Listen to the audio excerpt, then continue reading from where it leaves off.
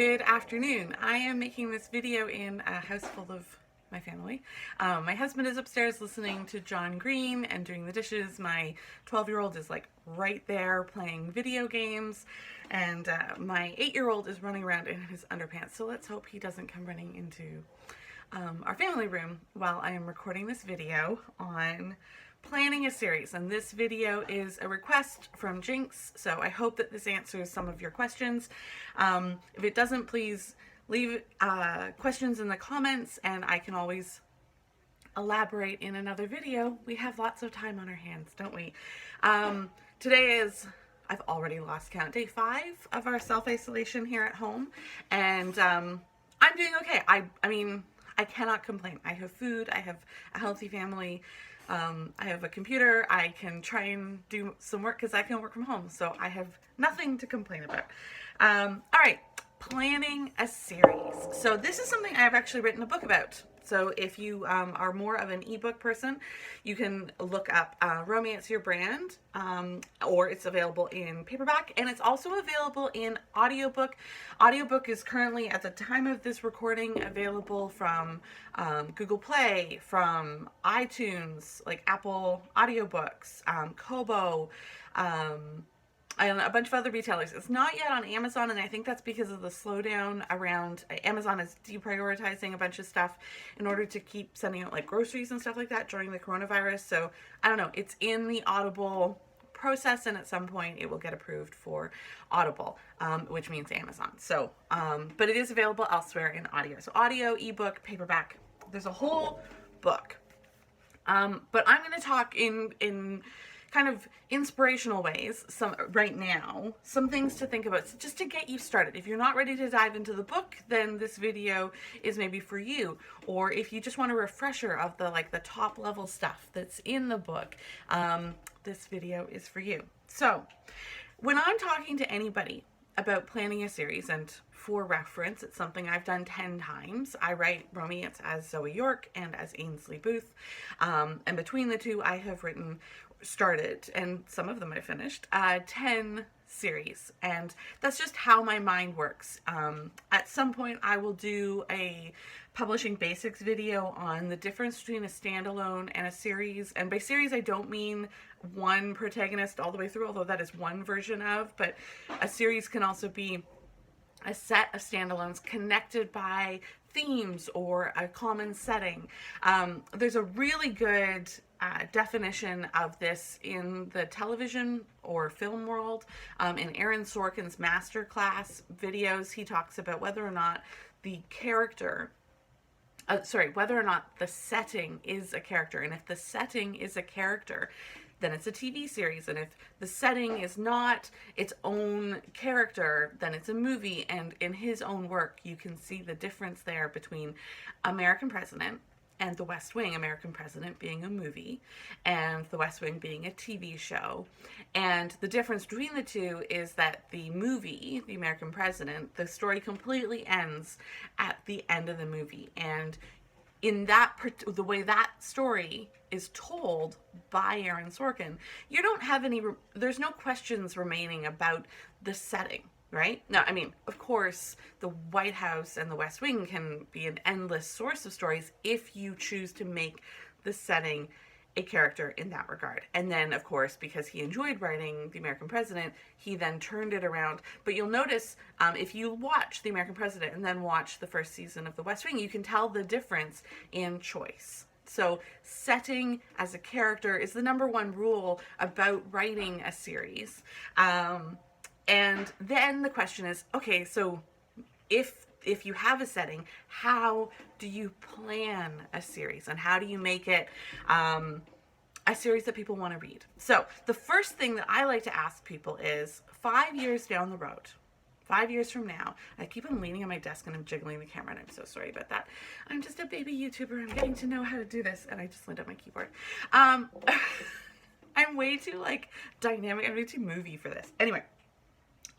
5 years down the road, what do you want to have written? That is what you should be planning, right? Anything else is not going to be as naturally interesting to yourself. Anything else is not going to serve your long-term career goals. So 5 years from now, what do you want to have written? That's the series you should be writing. Unless, of course, it turns out that you only want to have written standalones, in which case you shouldn't be watching this video, unless, of course, you just like to hear me, in which case, please keep listening. And if you know what you want to have written 5 years down the road, and if that is the thing that you're looking at, then you want to spend some time ruminating on the potential for that world, for that setting.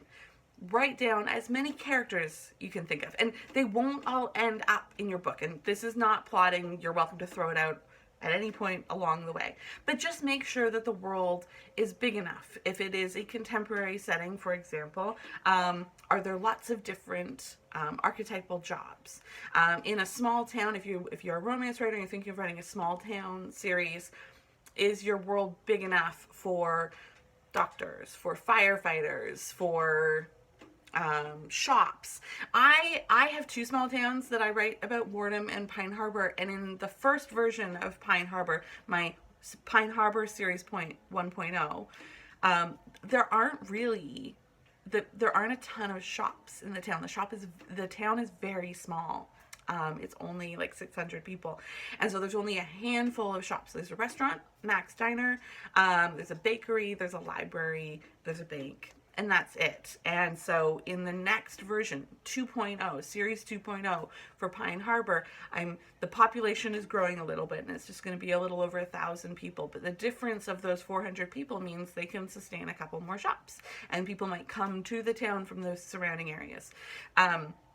And you don't have to get bogged down in the realism of it, but just make sure that you're not constraining yourself too much by realism either, because readers aren't really interested in those constraints unless those constraints serve a story purpose, right? Unless they are driving the conflict. So make sure that your world is big enough, and that you have enough characters to drive many, many books. And this is where you want to, you can go to my website, romanceyourbrand.com, for this. You don't need to read this off the screen, but I have this worksheet. There, see that? It's at the back of the book. I have a whole chapter 19 in the book is about planning this. Basically, what you want to do is you want to scribble all of that information, anything you can think of, on a whiteboard. I'm pointing to a whiteboard you can't see, on a piece of paper, on the worksheet. You can download the PDF from my website. It's romanceyourbrand.com/worksheets/worksheets. And then rearrange them, right? So you want to spend a lot of time thinking about the order of your books in your series. So I did this, for example. So I'm starting Pine Harbor, The Kincaid's of Pine Harbor, which is my second Pine Harbor series. And what I did while my editor was reading my first draft of my book was I also sent her the ideas for books 2 and books 3. And it's a group of brothers. There's 5 brothers. And so I kind of sketched out what I was thinking. And I got an outsider's opinion on the order. And she said I had it in order of the oldest brother, the middle brother, the youngest brother, and then the other 2 brothers kind of are book 4 and book 5. And I thought the younger brother should go third because he's got some growing up to do, I think, and I had that really stuck in my head, but my editor pointed out that the younger brother really jumps off the page in book 1. His name is Adam, and he's a delight. He's really, the older brother he's a grumpy, brooding, his name's Owen, and Owen is the hero of book 1, and he's got a lot going on. Maybe I'll do a whole video about the Kincaids because I'm very excited about the series. But anyway, but then Adam is like this breath of fresh air compared to his oldest brother, and he really jumps off the page. And I unconsciously put him on the page a lot in the first book. So my editor said, "Why is Adam's book not number 2?" A really good question. So now Adam's book is number 2. So there's always this little rearranging that you can do early in the series planning stage before you cement too much, before you release book 1 and at the end of it you've got, and you can change. If you're an indie published author, you can change that at any point. I did it in Pine Harbor 1.0, this first series, I ended up rearranging books 7 and 8 before they came out, but after the first 6 books had come out, just because that's what came to me. But then it gets a little bit confusing for readers, right? The clearer you can be before you publish anything, the easier it will be for your readers to follow the bouncing ball and understand the path that you're laying out for them to read. All right? So do your pre-planning work. So how do you plan a series? You make sure that you have enough characters to sustain 5 books at least. You make sure that the world is a character, the setting is a character in and of itself, and that also means being like 3-dimensionally, right? So that it's not too static, it's not boring. Things are changing, things are growing, or there's a crisis coming in the setting. You can go that way too. Okay, and then you have to tell yourself, this might be series 1.0. And this, I also have a chapter in the book about series 2.0, because Pine Harbor was already series 2.0 for me. So remember that this is an ongoing career thing, that you will always be improving on what you've already done. So the idea of series 1.0 is you write a book, you write a couple more books in that series, you're committed to that plan, you're going to write a series. It doesn't set the world on fire. Frankly, a lot of books don't set the world on fire, and yet people still read them and love them. So those two, it is not required for a series to set anything on fire to work as part of a mid-list author's career plan. Okay, that's rule number 1. But also, you can't spend the rest of your life trying to force series 1.0 to become, a major success when it's not going to. Things sometimes just don't click with the market, and that's okay.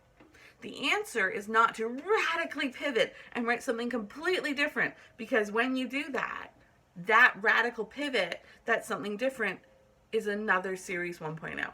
What you want to do is keep writing the same idea, series 2.0. Slight tweak, just massage it, improve it. Don't be different, be better, right?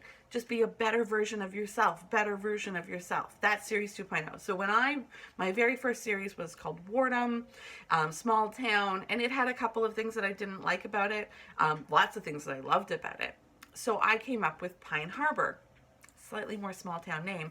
Literally, that's the biggest difference between the two. But the novels are also a little bit longer. The heroes are military reservists, so they have that man in uniform alpha thing going on, where the heroes in my first series did not.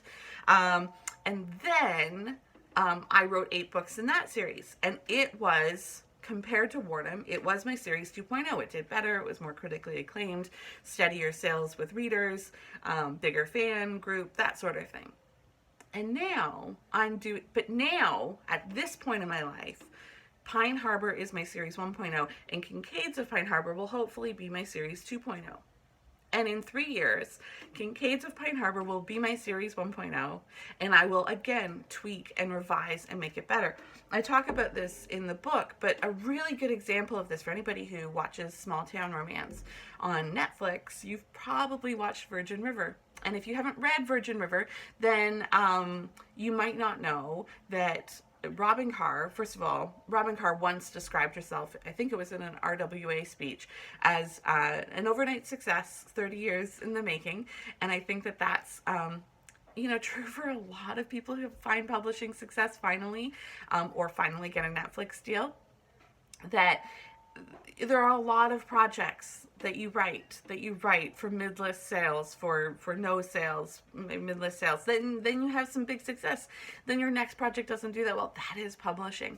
And so she wrote a trilogy for Harlequin called Gold River. And it was only a trilogy because it didn't sell as well as they wanted it to. And then she took almost exactly the same premise, moved it just down the road. Gold River exists. Or maybe Gold Valley, sorry, Gold Valley. Gold Valley exists in Virgin River. It's just down the road. And in Virgin River, she mentions going to Gold Valley, right? Takes the exact same series concept, moves it to a new place, calls it Virgin River, adds some Marines, bam, she's got a 20-book series with Harlequin, massive success, and then they sell it to Netflix. So that is what I'm talking about when I say Series 1.0, Series 2.0. Beyond that, how do you, the planning of a series is the same as, any other task of genre fiction writing. It is just button chair, stick to it, figure out what you want. I do have on that worksheet, which you can download from my website, I do have 3 rules to keep in mind when you're planning a series. And so I'm going to say them right now. Rule number 1, book 1, make this the most universal trope or character archetype that you have in your list, right? So of all the things that you've brainstormed, rearrange them so that the one that you think is the most universal is book number 1. Anything that's more niche, you get to reward yourself by writing later in the series.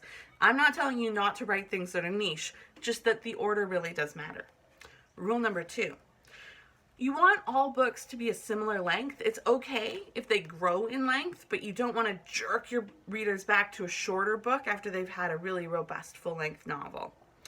Rule number 3, and this is Series 2.0. Next series, build on your previous success, right? And of course, the exception to the rule of, write something that's just like what you've written before is if you have a burning enthusiasm for something totally different. But then you're going to commit to yourself that if you try that and it doesn't connect immediately with an audience, I want you to try it again, right? Whatever you do, try Series 1.0 and then try Series 2.0 before you reject it. And how long those series can be, that's up to you. I mean, I really like, regardless of how much something doesn't connect, I really like writing at least 3 or 4 books so that you can at least give it a try. In another video, we're going to talk about different marketing strategies, backlist versus frontlist. I'm definitely going to do a basics video on that.